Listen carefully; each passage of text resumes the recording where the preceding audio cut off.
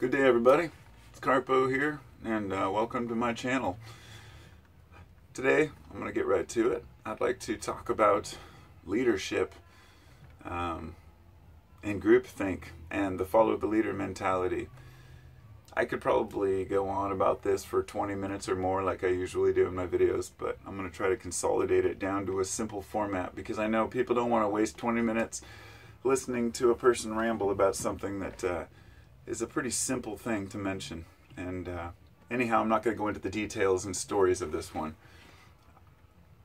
I think it's very important right now in society, and especially our Western society, that we really think for ourselves as individuals.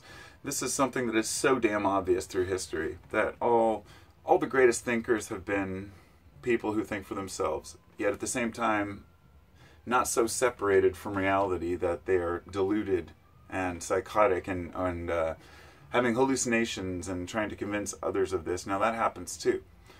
There are great leaders who are great leaders and teachers because they're telling you the facts as far as they know them, and maybe have a little bit of insight into those facts. And then there's other people who just want the fame and recognition of you believing that they are telling you the truth. The Alex Jones type characters out there who really it's about the money and not about the truth, and how millions of people follow people who bring their emotions to the table. You're being suckered in by your emotions and your feelings towards the other side. Now groupthink is when a bunch of people that you respect or admire, people within your peer group, believe something, and therefore you believe it too. It must be true. Everything else we agree on, so this must be true. In some groups, in some circles, let's say the conspiracy groups, for example, if you could believe everything that everyone says, then disagree with one assessment. It could be about chemtrails or, some sort of a new world order or reptilians. You could just disagree with one point, and all of a sudden you're a shill, you're an enemy.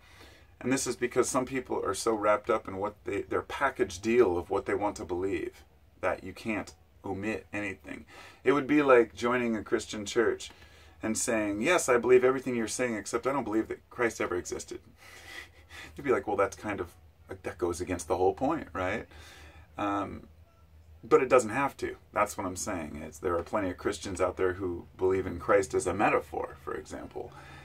Everybody has their own ideas of what things mean, but what's the real important factor? Is it that we agree on the details? Or is it that we agree on the value that we put on ourselves and our lives and those around us?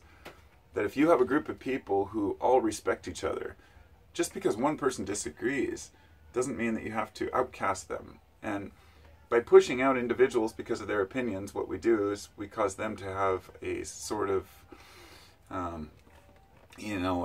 not a revenge. It's just this, well, hey, I've been forced out, so screw everybody else type attitude. Not that we have to be all-inclusive in everything we believe, but the one thing I've found about groupthink and about these leaders that, I really don't want to make names because we all know plenty of people like this, but the online community has brought forth a lot more of these. It's not just, here are the leaders of our nations, and here are the leaders of our cities, and here are the leaders of some small fringe groups. It's that we have media leaders within individual communities, people who have actually stepped up to the plate and they say, hey, I want to bring you the truth and tell you things. People like Alex Jones, since I've already mentioned him. And so mixed in with a whole bunch of nonsense, there may be a grain of truth, and then everyone refers to that truth. Says, no, he's telling you the truth. Please, I don't want to argue the Alex Jones issue here. That was the name that I brought up because I've watched the man for the last 15 years go from being a complete nobody to borrowing or stealing the work of William Cooper, who was another guy who was into the same thing. I was into my conspiracy phase back in the 90s, and it went on for a couple of decades until I sorted through and realized, okay, no, people are not as organized as we're giving them credit for to, have, say, billions of people, millions, hundreds of millions of people involved in a giant grand conspiracy to hide the truth from you that the earth is flat or something like that. But for me, it was worth looking into because leaders in certain groups were saying certain things. So I have to explore that, right? The one thing you'll find is there's always an enemy. No matter which side you're on or who you talk to, there's always an enemy on the other side. There's always somebody who's trying to fool you and lie to you. In religion, it's Satan, let's say, that Satan's always trying to fool you. It's not other humans that get credit for trying to discuss something with each other. It's Satan, this unseen force. It's this big bad force that's out to fool everybody. And folks often, in the conspiracy world, what it is that you're a shill. You've been bought by big corporates, big government.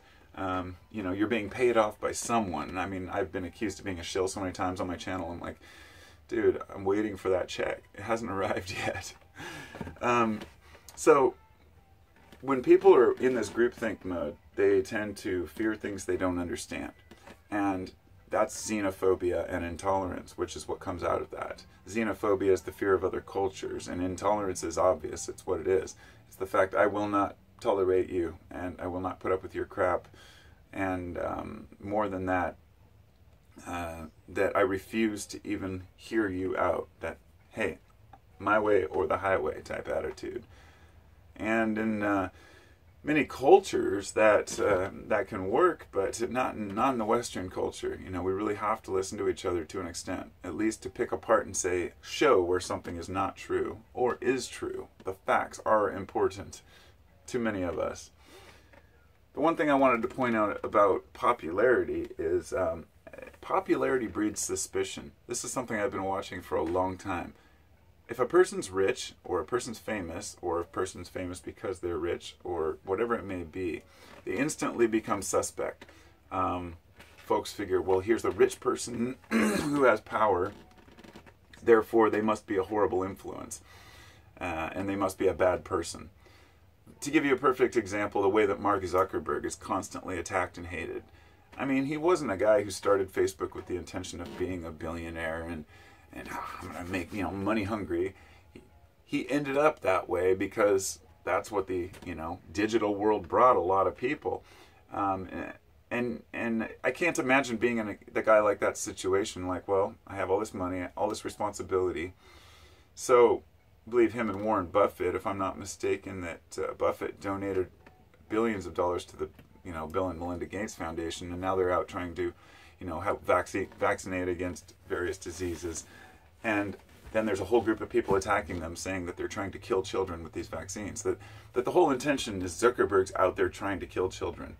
This is nothing new. This is what happens to anyone who becomes famous or rich. They are separated from the group, and they are one of them, one of the bad guys. Everyone needs an enemy or a bad guy. The thing is, if we're suspect of the people around us that have the most influence, then we never listen to the messages. We never really understand what their intentions might really be, because we're fearful of what we think their intentions might be. So yes, popularity breeds suspicion. This is what's happened with Jordan Peterson. Do I agree with the guy's demeanor and everything he says? No, of course not. But he's got points, and he makes sense, and he's talking about things that other people don't want to talk about. So the controversy has made everyone suspicious of him, that he's somehow out trying to separate people, or turn men against women, or whatever it might be. It's sad to watch, but it's understandable. If you look back at cultures that had like medicine men and elders within their groups and within the ranks, those people, with certain tribes and whatnot, if the elder made a mistake or gave bad advice, he was held accountable, because he lived within the society. And right now, we've separated our leaders and our teachers from the rest of the people.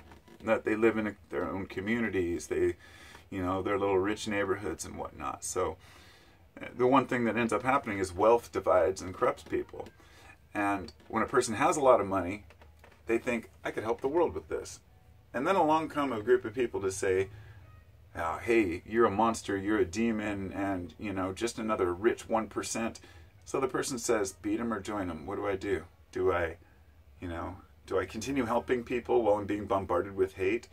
Or do I just withdraw into my own little rich group world and you know, fuck the people, if you will?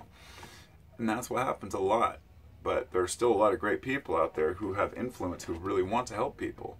And it's not always rich people. I'm just using that as the example because wealth equals prosperity to a lot of people. It equals success. To me, money is just a burden. I mean, the more you have, the more you have to protect. You know, we as human beings, what we need is what's in our brains. And what we can protect is our educational assets, if you will, things we've learned. The best leaders are the ones who admit when they don't know something, okay? There's a lot of things that we don't know. And there are plenty of people who refuse to back down on something. They want to know everything, no matter what subject you bring in. Oh, fuck yeah, I know everything about that. Why? Because they fear that if others think that they're weak, then they won't believe them on other objects. I think that it's a huge mistake for people not to admit when they don't know. Because people get so used to just saying, oh, well, I know all about that. Instead of saying, tell me more, you know. And I'm constantly curious that way. So to leave it on this note, what I want to say is no one man or woman knows best. And that is so important to remember. If you're the kind of person who listens to a lot of podcasts or a lot of teachers or whatnot, listen to everyone. Everyone. If you're seeking out information about Christianity and you're an atheist, look at the Christian pages. If you're seeking about information about Christianity and you're a Christian, look out the atheist pages. And I use those as extreme examples because we need to look at all sides. We need to look at what, if you want to call it the other team or the enemy or just a different point of view, what are they thinking and why? And it's not, you know, we have to give each other more credit.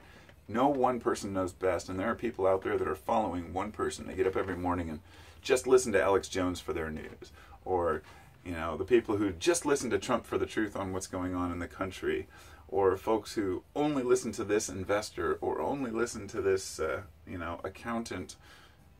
Get a wider variety of perspective, because I've never so far met any one person in my lifetime that has it all figured out. I'm going to be that first guy. I'm totally kidding. I've met people in the past that I thought had things figured out, but what it comes down to is, does the person have things figured out that have helped them in their life? If a person who's dirt poor is telling you how to get rich, you know, question that. If a person who, you know, has no values or morals is telling you how to live your life without morals and values, be cautious. Observe others around us. Are they happy? Do they seem content? Ask questions. Get to know people. Abandon the groupthink. It's okay to think for yourself. And it's okay that we don't always fit into a club or a team. You know, we take it to the extreme. Look at sports. You know, people get in fist fights and riots over their team losing. Dude, it's a fucking sports team. They don't give a shit about you. They're out there making millions of dollars, and then you're rioting in the streets because something completely unrelated to you lost. And that's just sports. I mean, this is part of the human condition that we need to overcome, to use our heads more than our gut and our hearts. As much as we'd like to believe our hearts are right, often they can lead us astray. So that's what I got for now. Hope you all have a wonderful day. I'll talk to you later. Peace.